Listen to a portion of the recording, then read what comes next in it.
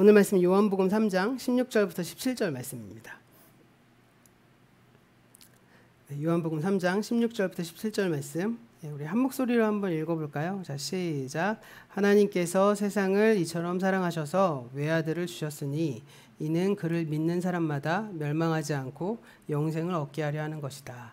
하나님께서 아들을 세상에 보내신 것은 세상을 심판하시려는 것이 아니라 아들을 통하여 세상을 구원하시려는 것이다. 아멘.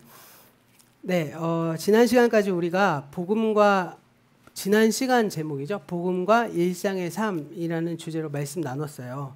그래서 복음이 일상의 영역에서 이제 적용이 되는데 어떤 한계가 있었냐. 지금까지는 그 이유는 무엇인지를 좀 살펴봤고요.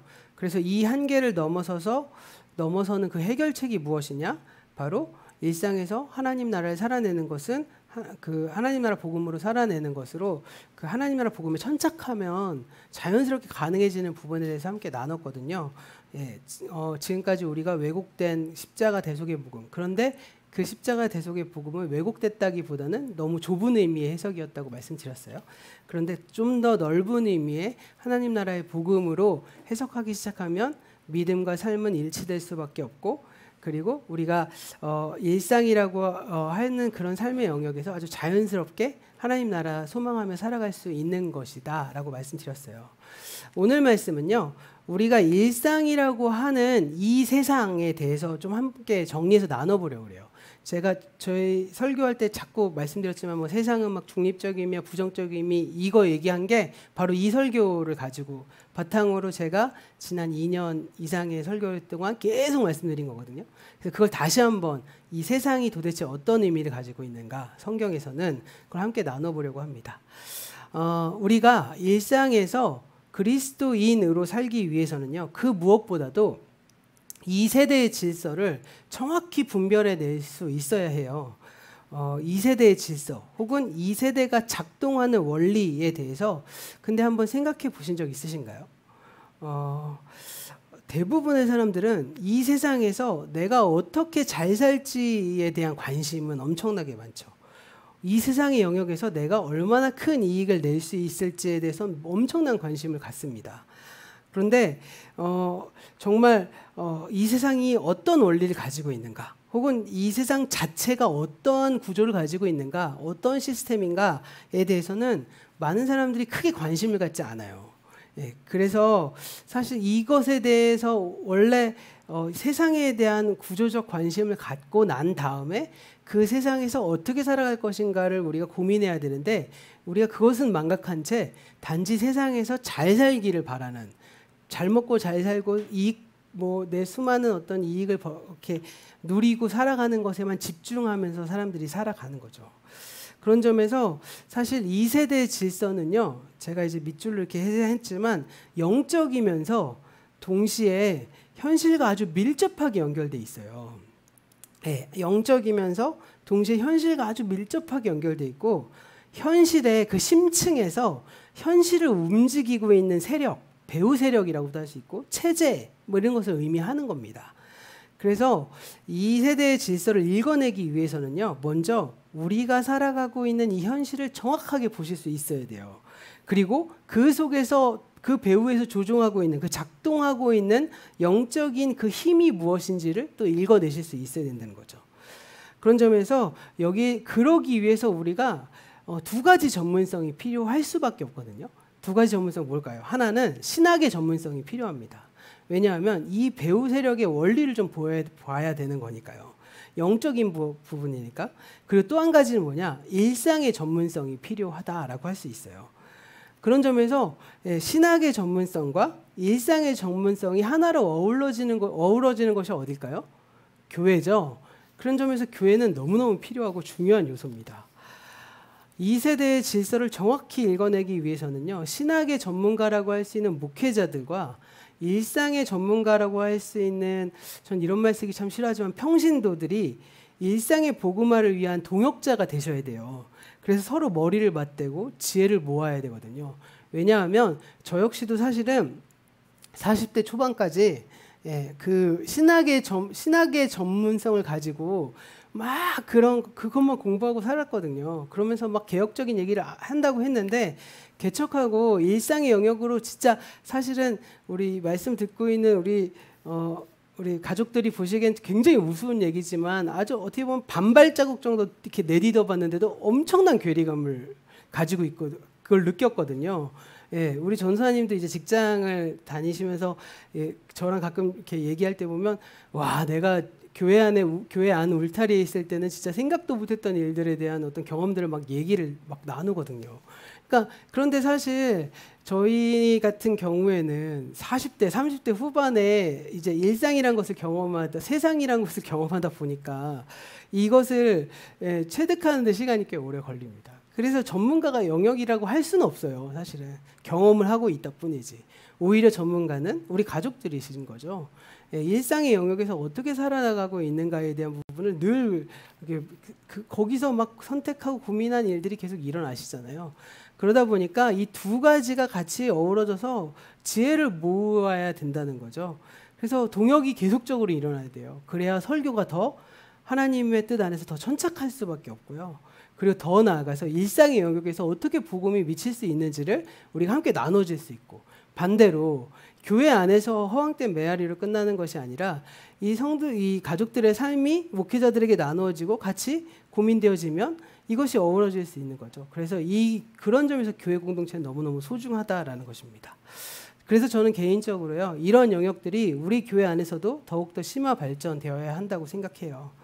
교회가 늘 부흥이란 이름으로 자신들의 배만 불리고 교회 안에서 행복해지기를 소망하는 대신에 일상의 영역에서, 그리고 이 세대가 지배하는 이 현실 속에서 어떻게 하면 하나님의 나라를 이뤄낼 수 있는지를 늘 말씀으로 고민하는 목회자와 그것을 함께 살아내서 실천적 방안을 모색하는 일상의 전문가들인 우리 가족들로 인해서 이 일상의 영역 속에서도 하나님 나라 이루어내고 그리스도인으로 내가 어떻게 살아가야 될지를 우리가 꿈꾸고 소망하고 위로하고 서로 격려하는 일들이 교회 안에 이렇게 점점 일어나기를 간절히 소망해 봅니다. 그런 점에서 오늘은요, 주로 성경이요, 이 세상을 어떻게 이해하고 있고 또 어떻게 정의하고 있는지를 함께 좀 나눠보려고 해요. 성경에서, 특별히 신약 성경에서요, 세상이라는 말은 경우에 따라 매우 부정적인 용어로 사용되기도 하고요, 중립적인 의미로도 사용되기도 합니다. 부정적인 의미의 세상은 어떤 뜻을 가지고 있냐면요, 하나님을 적대하는 세력으로서의 어떤 형상화된 어떤 것을 세상이라고 불러요. 그러니까 이 세대의 질서로서의 세상을 의미하는 것이죠. 예를 들어서 요한복음 8장 23절에서 예수님 이렇게 말씀하셨거든요. 이 8장 23절 말씀 우리 함께 볼까요? 자, 읽어보겠습니다. 시작. 예수께서 그들에게 말씀하셨다. 너희는 아래에서 왔고 나는 위에서 왔다. 너희는 이 세상에 속하여 있지만 나는 이 세상에 속하여 있지 않다. 네, 이 말씀 예수님이 유대인 적대자들을 향해서 말씀하신 건데, 너희는 세상에 속해 있지만 예수님, 그러니까 나 자신은 이 세상에 속해 있지 않다라고 선언하시죠. 그뿐만 아니라 요한복음 15장 19절, 17장 16절 이런 데서는 시간 있으시면 찾아보시면 좋아요. 예수님뿐만이 아니라 예수를 따르는 그리스도인들 역시도 세상에 속해 있지 않다고 말씀하세요. 그리고 더 나아가서 15장 18절 말씀에서는 그래서 심지어는 세상이 그리스도인들을 미워한다 라고까지도 말합니다. 이런 구절에 등장하고 있는 세상은 바로 이 세대의 질서라고 표현하는, 그러니까 신약적인 배경으로 따지면 제국의 질서라고도 표현되고요, 구약적 배경으로 하면 파라오의 질서라고도 표현되기도 하고요, 바알의 질서라고도 표현됩니다. 이런 세상을 의미하는 거죠. 그러니까 하나님을 적대하는 체제로서, 시스템으로서의 세상을 의미하는 거죠. 그런데 성경이요, 세상이란 말을 이렇게 마냥 부정적인 의미로만 쓰이고 있는 것은 아니라는 거예요. 같은 요한복음 내에서도요, 세상은 하나님이 창조하신 그 세상, 그러니까 하나님께서 장차 구원하실 구원의 대상으로서의 세상을 가리키는 중립적인 의미로도 사용됩니다. 사실 가만히 생각해 보세요. 저희 역시도 세상의 일부잖아요. 교회도 세상의 일부입니다. 그래서 오늘 말씀인 요한복음 3장 16절에서도 같은 의미로 설명돼요. 오늘 말씀 다시 한번 읽어볼까요? 요한복음 3장 16절과 17절 말씀 함께 읽어보겠습니다. 시작. 하나님께서 세상을 이처럼 사랑하셔서 외아들을 주셨으니 이는 그를 믿는 사람마다 멸망하지 않고 영생을 얻게 하려는 것이다. 하나님께서 아들을 세상에 보내신 것은 세상을 심판하시려는 것이 아니라 아들을 통하여 세상을 구원하시려는 것이다. 네. 하나님께서 세상을 이처럼 사랑하시잖아요. 이처럼 사랑하는데 얼마만큼 사랑하시느냐? 세상을 위해 그의 외아들을 내어주시기까지 세상을 사랑하신다고 말씀하세요. 그리고 이어지는 17절 말씀에서는 하나님이 아들을 세상에 보내신 이유는 세상을 심판하시려고 하는 것이 아니라 아들을 통해서 세상을 구원하시기 위함이다 라고 말씀하시죠. 분명하게 말씀하고 있습니다. 정리해보자면 하나님은 이 세상으로부터 우리를 구출해내지 않으신다는 거예요. 근데 저희는 꼭 전도를 꼭 세상에서 구출해내는 것처럼 하시잖아요. 근데 예수님 절대 그렇게 말씀하시지 않으셨다니까요. 이 세상으로부터 우리를 구출해내시려는 것이 아니라 오히려 이 세상 자체를 구원해내시려고 하시는 것이죠. 그러니까 정리해보자면 세상이란 말엔 두 가지가 의미가 있는데 우리는 이 두 가지 의미의 세상을 성경을 통해서 분명히 구별해 내실 수 있어야 돼요. 예.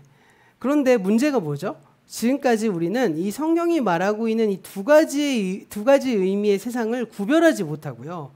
뒤섞어서 막 혼용해서 사용해 왔다는 거예요. 일반적으로 볼까요? 우리는 교회와 세상을 딱 쪼개놓고 나눈 다음에 교회 밖에 있는 영역을 세상이라고 말하죠.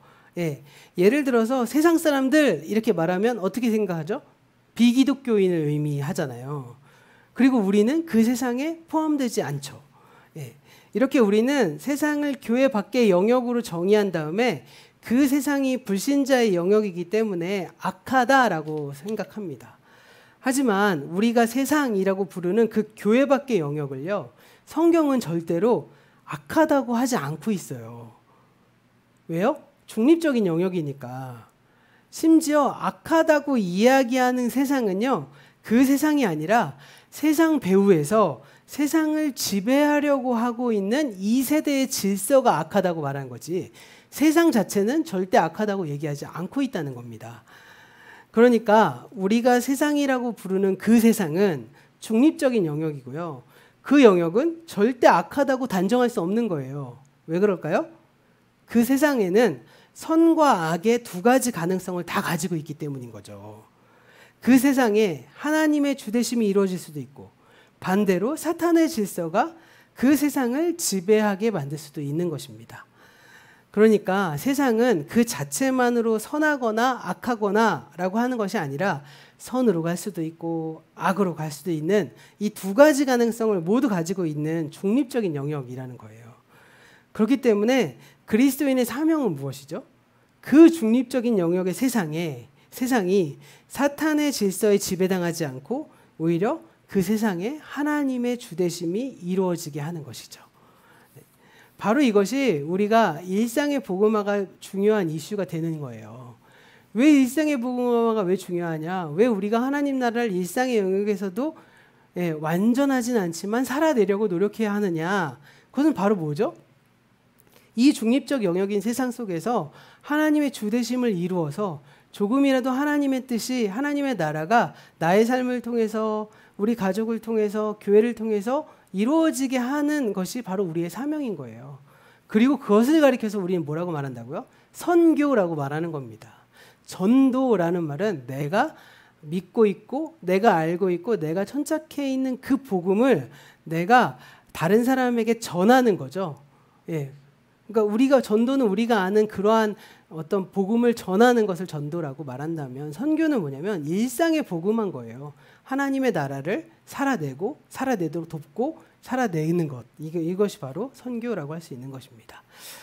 바로 이 일을 위해서 예수님께서 이 세상에 오신 것이죠. 이 지점에서 우리가 잊지 말아야 될 사실은 무엇이냐? 바로 하나님이 세상을 이처럼 사랑하셔서 독생자를 내려보내주셨다는 말씀인 거예요. 그러니까 하나님은요, 우리를 이 세상으로부터 구원해 내시려는 것이 아니라 이 세상 자체를 구원하시려는 겁니다. 그런데요, 참으로 아이러니한 게 있죠. 우리는 세상을 아주 부정적이고 악한 것으로 보면서 실제로 삶 속에서는요, 그 세상에서 잘 되기를 추구한다는 거예요. 그러지 않으셨나요? 어린 시절부터 교회 다니신 분들은 이게 너무 익숙해서 너무 섞여버려갖고 그냥 익숙하게 그냥 훅훅 지나가실 수 있겠지만 가만히 생각해 보세요. 저 밖의 사람들, 교회 밖의 사람들은 세상 사람들이라고 얘기해요. 그리고 우린 세상에 속하지 않았다고 하면서 그 사람과 이분법적으로 만들어 놓고 사실은 그 세상에서 우리가 잘 되는 것을 복받았다고 얘기하잖아요. 하나님이 나를 사랑해 주셔서 복받았다 이렇게 얘기해요. 만일요, 세상이 악하다면 그 세상에서도 잘 되는 것은 악한 거잖아요. 그렇죠?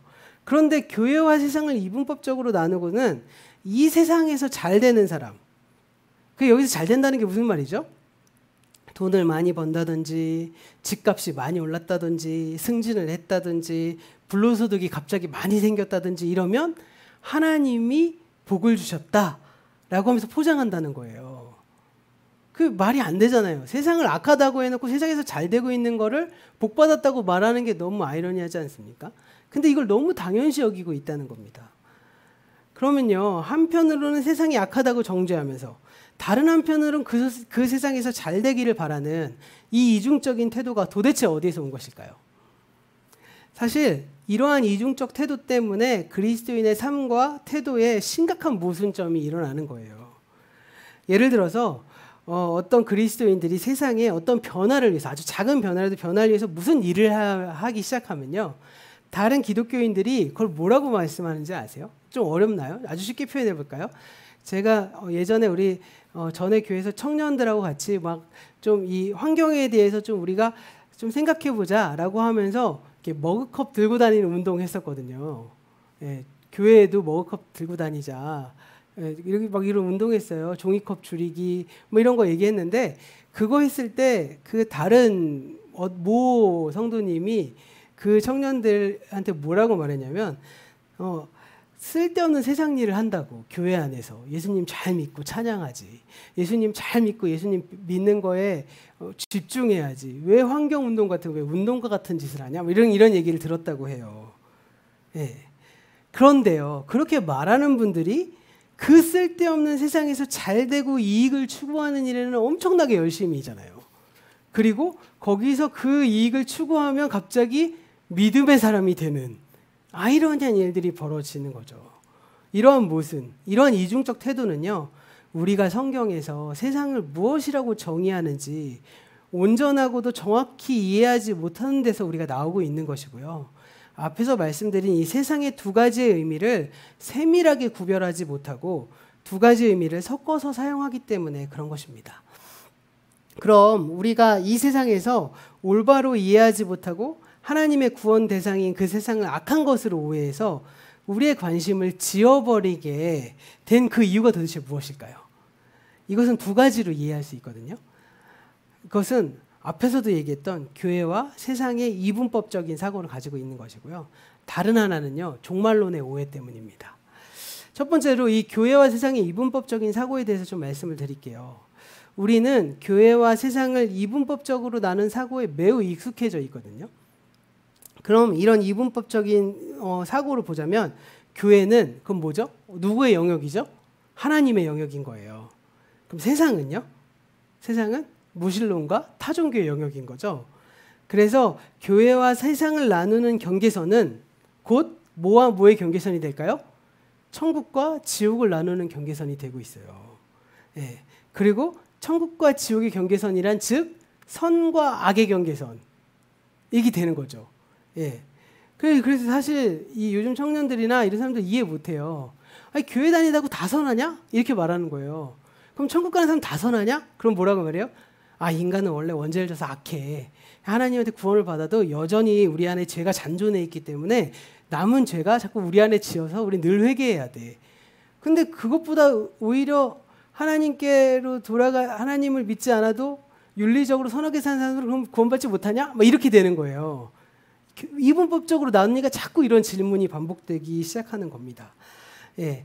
그래서 이러한 전제로부터 생각하게 되면 자연스럽게 교회 밖의 세상이 결국엔 뭐가 되죠? 하나님을 적대하는 세력으로서의 세상, 이렇게 동일시하게 여기게 만드는 거죠. 그래서 성경에서 말하는 두 가지의 세상의 의미가 막 뒤섞여 버리게 되는 겁니다. 하지만 앞에서 살펴본 것처럼 이것은 성경이 의미하는 바와는 좀 다른 의미를 가지고 있어요.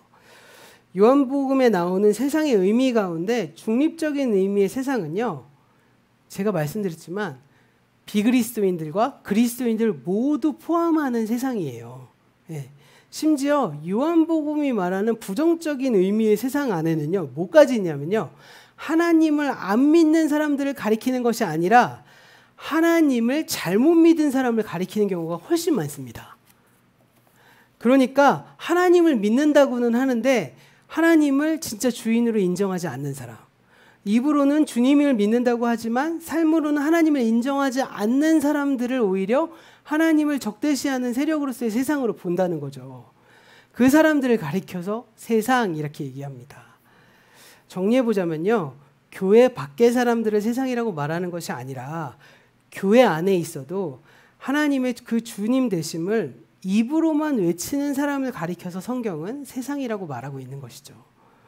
결국 우리는요, 선을 잘못 긋고 있었다는 거예요. 지금까지. 네, 선을 잘못 그어놓고 엉뚱한 싸움을 하고 있는 거예요. 우리가 가끔씩 뭐 잊을만 하면 나오는 게 뭐예요? 다른 종교 막 사찰에 가서 막 땅밟기 기도하는 거, 뭐 불을 지른다는 거, 뭐 다른 나라의 선교지 가갖고 막 엄청나게 막 크게 막 찬양 막 부르면서 막 그거 동영상으로 올라오는 거. 그거 왜 그럴까요? 선 잘못 그어서 그래요. 선 잘못 그어놓고 있는 거예요. 엉뚱한 싸움하고 있는 거예요. 성경은 교회 다니느냐 안 다니냐로 세상의 선을 긋고 있지 않다는 겁니다. 그것이 아니라 하나님의 주되심을 따르느냐 따르지 않느냐, 이 세대의 질서를 따르느냐 그것을 거부하고 하나님 나라의 질서를 선택하느냐, 이걸로 나눠져 있다는 거예요. 그러면 왜 지금까지 교회와 세상의 그 이분법이 우리에게 통용될까요? 이건요, 일종의 신앙적 편의주의 때문입니다. 난 교회 다니니까 걱정할 필요 없어. 난 구원받으니까 걱정하지 않아도 돼. 나는 구원받았으니까 죄 좀 지어도 상관없어. 난 천국 가. 보증돼 있어. 세상이 어떻게 돌아가든 내 신앙과는 아무런 관계없어. 난 그거 잘 모르겠어. 난 그저 이 세상에서 이익될 것만 취하면 된다는 아주 편리한 생각 때문인 거죠. 하지만 성경은요, 절대로 이런 신앙적 편의주의를 지지하지 않습니다. 그러니까 세상에서 그러니까 우리가 속된 말로 교회 비그리스도인들, 세상 사람들까지도 그 기독교인의 그런 이중적 태도를 가만히 보면서 다 일일이 비난하고 있는 거잖아요. 티가 다 나니까. 예. 두 번째로요, 우리가 세상을 성경적으로 이해하지 못하는 이유 중에 하나는 요한계시록에 대한 잘못된 해석이에요. 요한계시록은요, 종말에 일어날 재앙에 대해서 하늘과 땅이 철저하게 파괴되는 모습이 그려집니다. 많은 사람들이요, 이것을 문자적으로 해석해서 종말이란 곧 지구의 물리적인 파멸이 될 것이라고 주장합니다. 그래서 환경오염이 심화되고 기후위기가 일어나고 점차 심해지고 국가 간의 분쟁이 일어나서 제3차 세계대전이 일어나고 핵전쟁이 일어나서 지구가 완전히 못쓰게 될 것이라는 어떤 그런 해석이 성경에서 그 요한복음이 말하는 종말이다라고 믿고 있는 것이죠. 하지만 이것은요, 성경에 대한 오해일 뿐만 아니라 그 자체만으로도 매우 위험한 생각입니다.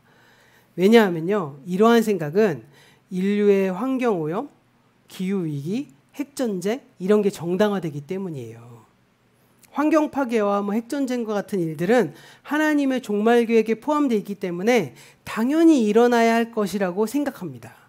그래서 사람들이 탐욕을 절제하지 못해서 자연을 무분별하게 파괴하고 또 정치가들의 야만과 기업의 탐욕으로 환경을 무분별하게 만들어서 기후위기가 발생되고요. 지금 2주간 막 펄펄 끓는 지구 안에 우리가 이렇게 엄청 고생을 하지만 사실은 막 저기 북미 대륙 유럽에서는 막 50도까지 올라가고 있다잖아요. 예, 그런 엄청난 기후위기가 발생하고 있는 게 누구 때문이죠? 인간 때문인 거거든요. 예, 수많은 정치 권력가들과 기업가들의 기득권이 영합해서 만들어낸 일들이잖아요.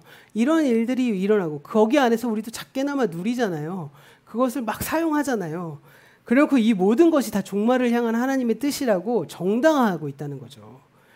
사실 이 자체만으로 얼마나 악한 생각입니까? 확실히 말씀드릴 수 있는 건요. 요한계시록에 그려지는 심판의 모습을 절대로 문자적으로 읽으면 안 된다는 거예요.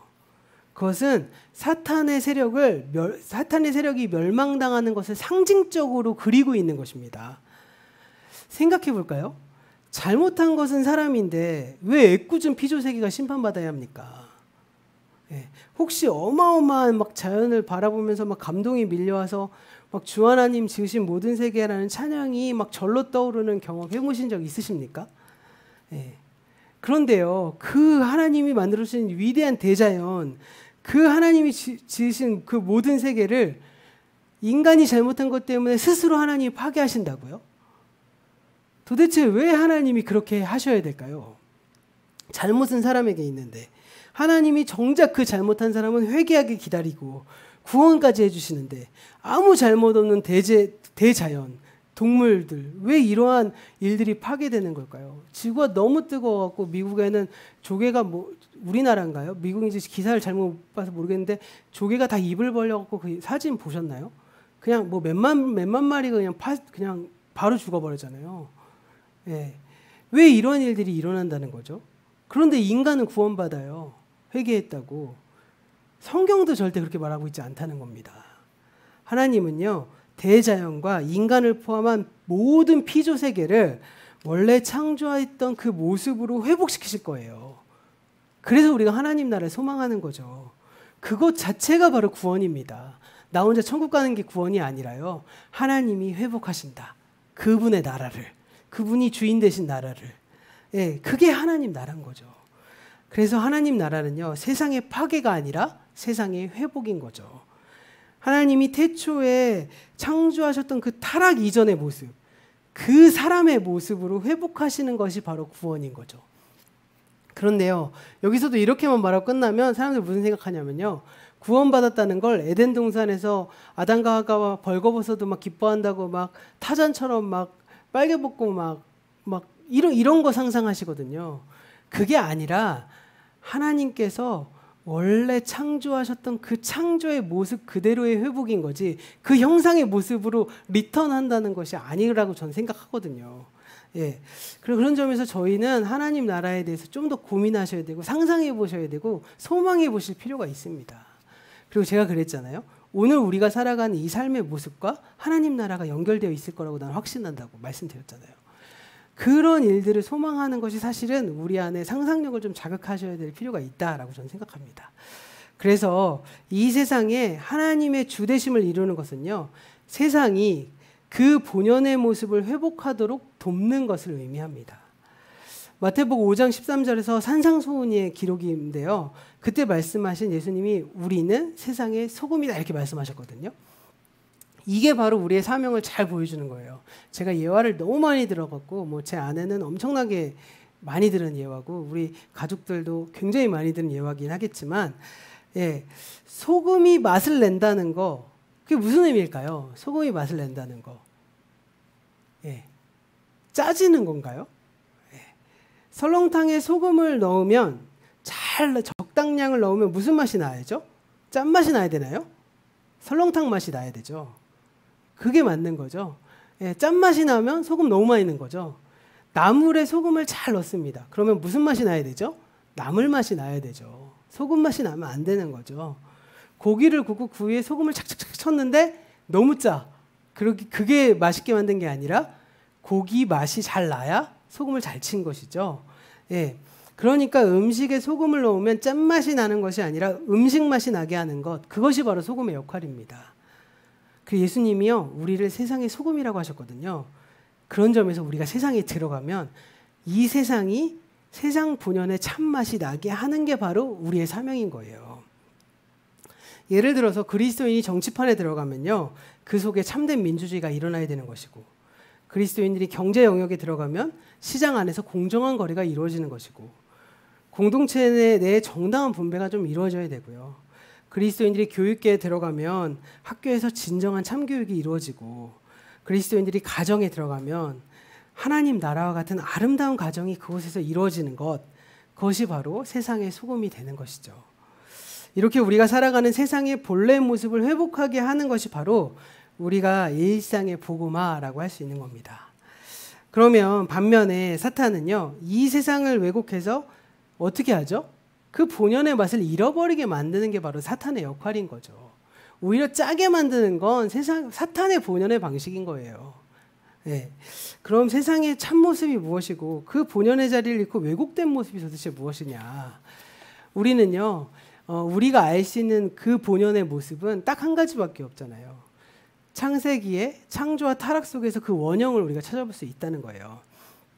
범죄 이전에 에덴 동산은 아담과 하와에게 그들이 필요한 모든 것을 공급해 줬습니다. 그리고 아담과 하와는 에덴 동산을 아주 잘 관리했죠. 예, 사람과 자연을 포함한 모든 피조 세계가 다 본연의 자리에 있었습니다. 이렇게 에덴 동산에서 사람과 자연은 완전한 조화를 이루며 살아가고 있었어요. 그런데 그 조화가 깨어진 것은 아담과 하와가 선악을 알게 하는 나무를 따먹은 것에서부터 시작됩니다. 선악을 알게 하는 나무는 어떻게 생겼죠? 이 나무가 어떠한 특별한, 이 나무의 열매가 어떤 특별한 성분이 들어있길래 왜 사람이 먹으면 그렇게 되는 것일까라고 생각해 보셨나요? 전 어렸을 때 생각 참 많이 했는데 거기에 대해서 성경은 아무런 말도 답해주지 않습니다. 그러니까 우리는 알 수 없는 영역이에요. 하지만 중요한 사실 하나가 있어요. 그 나무 역시도 하나님의 피조물 가운데 하나였다는 거예요. 그러니까 그건 역시도 세상의 일부라는 겁니다. 그러나 아담과 하와가 그 나무의 열매를 따먹음으로써 그 나무는 단지 세상의 일부라고 말할 수 없는 게 되어버렸죠. 왜냐하면 이 나무는 하나님처럼 되고자 하는 아담과 하와의 그 욕망의 수단이 됐어요. 그래서 세상이 세상 본연의 자리를 넘어서 하나님의 자리를 이루고자 하는 허황된 욕망의 통로가 되어버렸기 때문입니다. 바로 이런 방식으로 사탄은요, 피조세계의 욕망을 막 자극하면서 세상이 본연의 자리를 넘어서 하나님의 자리를 넘보게 함으로써 세상을 왜곡시키고 또 그렇게 왜곡된 세상을 통해서 우리를 지배하면서 우리가 살아가는 이 사회의 욕망을 막 부추깁니다. 그러다 보니까 어떻게 되죠? 아무 옷이나 입어서는 사람 대접받지 못하죠. 좋은 옷 입어야 됩니다. 저는 잘 몰랐는데 요즘 그 학생들이 유행하는 가디건이 요즘 또 엄청 유행이라 그래요. 그 가디건이 뭐 어디서 유튜브에서 본 것 같은데 그 가디건이 한 벌에 거의 막 100만 원 가까이 된대요. 근데 그 옷 안 입으면 애들이 반에서 막 인간 대접 못 받는다고 하니까 막 엄마들이 엄청 고민한대요. 네, 이거 안 사주면 우리 애들이 학교에서 이렇게 잘못되는 거 아니야? 뭐 이런 것 때문에 고민하는 거죠. 옛날에 저 그거 굉장히 비난했는데 애가 생기고 좀 커지니까 고민되더라고요, 저도. 예.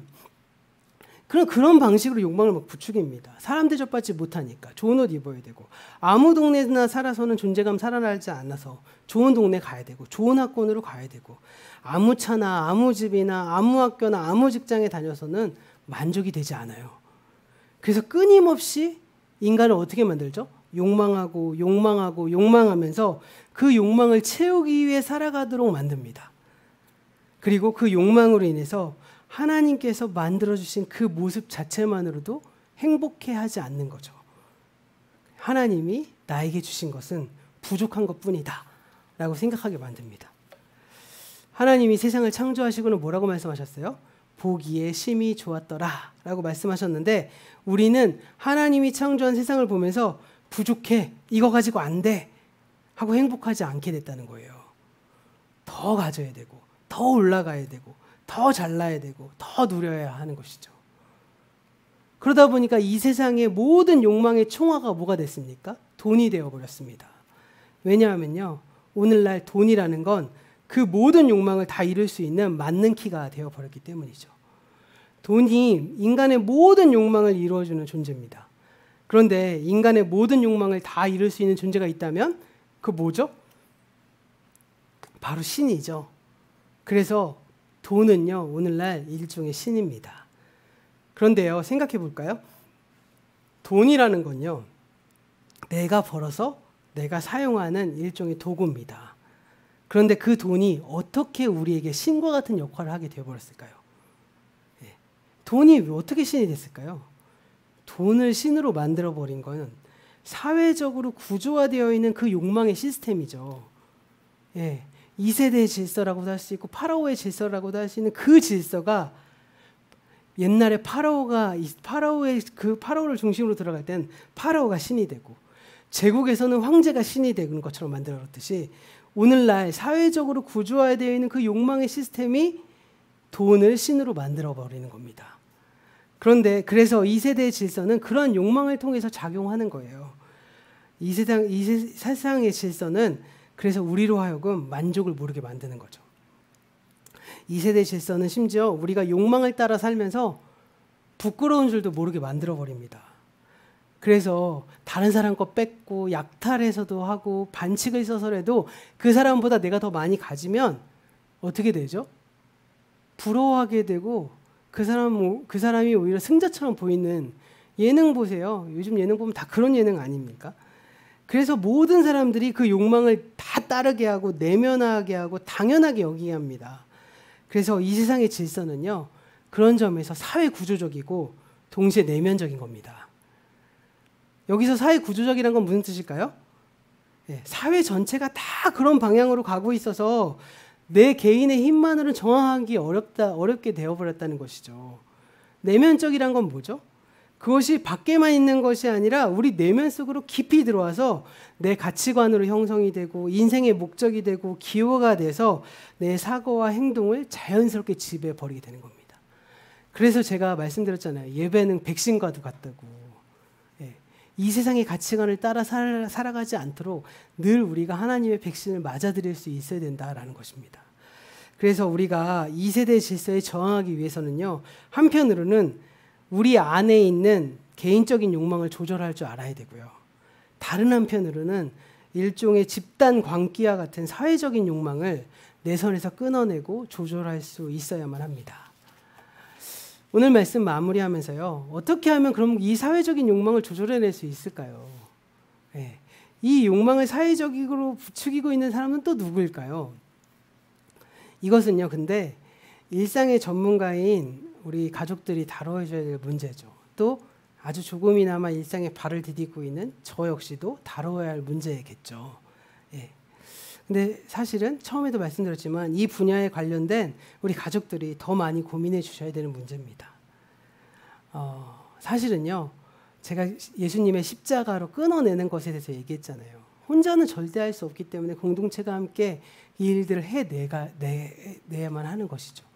그리고 그것만으로도 괜찮아 라고 할 수 있는 시스템이 우리 안에서도 만들어져야 된다고 저는 생각해요. 하나님은요. 우리를 세상으로부터 구원하시려는 것이 아니라 이 세상을 구원하시려는 분이십니다.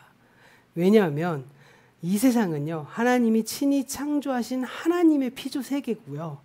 그래서 하나님이 그 외아들을 내어주시기까지 지극히 사랑하시는 그 세상이기 때문입니다. 그래서 우리는요. 이 세상을 복음화하기 위해서 이 세상으로부터 부름받은 사명 공동체고 그 사명자인 것이겠죠. 그것은 세상이 그 본연의 모습을 회복하도록 계속 만들어내는 것입니다. 그래서 육체적인 욕망에 이끌려서 이 세대의 질서에 지배당하지 않고 이 세상에 하나님의 주되심이 이루어지도록 부부 간에, 가족 안에, 내 주변의 사람들 안에, 우리 교회 공동체 안에 이것이 점차 확산되어 가도록 그 일을 해나가는 것이 바로 우리의 사명인 것입니다. 이것이 그리스도인으로서 우리가 이 세상에 보냄을 받은 사명입니다. 그 사명을 잘 감당하는 우리 교회와 우리 가정과 우리 모두가 되기를 소망합니다. 그런 점에서요. 이번 한 주간 나의 변화를 좀 추구해 보시면서 세상의 변화를 위해 좀 헌신해 보셨으면 좋겠어요. 예를 들어서 기후위기를 위해 환경에 대해서 좀 더 생각해보고 내가 실천할 수 있는 방법들을 좀 생각해 보시고요. 또 거짓과 속임수로 인격적인 관계를 맺어와서 관계가 깨지는 쪽으로 항상 갔다면 그것을 좀 끊어내고 사람을 세우고 사람의 그 본연의 모습들을 좀 보려고 노력하고 안타까워하시고 그 영혼에 대해서 돌아보시는 그 말이라든지 행동이라든지 이런 것도 좀 해보시고 여러 가지 방법을 통해서 우리가 한 걸음씩 걸어 나갈 때 그 걸음을 우리의 삶에서 주님이 되게 하시는 하나님의 사랑과 은혜가 늘 충만하게 되기를 소망해 봅니다. 그럴 때 지난 시간에 말씀했죠. 결론에서 우리가 하는 것이 아니라 성령님께서 우리를 이끄시도록 우리의 자리를 내어놓는 것, 이 일들이 일어나는 것이겠죠. 우리가 늘 오늘 말씀을 통해서 정말 이 세상을 바르게 분별하시면서 세상에서 하나님이 우리에게 주신 사명들을 잘 감당해내는, 그래서 그 하나님의 은혜가 우리 안에 늘 충만하기에 소망하는 한 주간 되기를 간절히 소망해 봅니다.